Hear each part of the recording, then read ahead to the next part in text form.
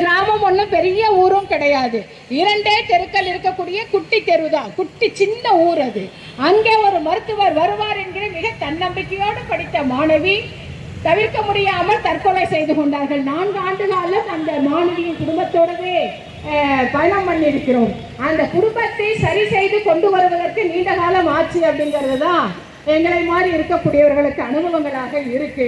இப்போ 2010 துவங்கி இன்றைக்கு வரைக்கும் ஏராளமான மருத்துவ படிப்புக்கான கல்வி இன்றைக்கு நிர்மூலமாக்கப்பட்டிருக்கிறது என்பதை நம்ம பார்க்கிறோம். இது பாசிட்டிவாக எடுத்துக்கிட்டோம்னு சொன்னா அது வேற விஷயம். ஆனால் இந்த திட்டத்தை கொண்டு வந்ததன் பின்னணியே அரசு கலை கல்லூரிகள், அரசு மருத்துவ கல்லூரிகள், அரசு பள்ளிகளுக்கு ஊடு விழாவை நடத்துவதற்கு அல்லது அதனை திறம்பட நடத்துவதற்கான எந்த திட்டமும் எதிர்காலத்தில் இல்லை.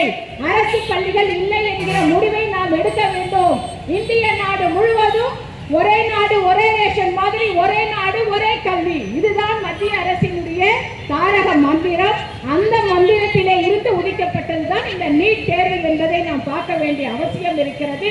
இந்த நீட் தேர்வு அறிமுகப்படுத்தப்பட்ட பிறகு அரசு பள்ளியினுடைய சேர்க்கை விகிதாச்சாரம் என்பது குறைந்திருக்கிறது. இங்கே தோழர்கள் கையிலே பட்டியல் இருக்கிறது.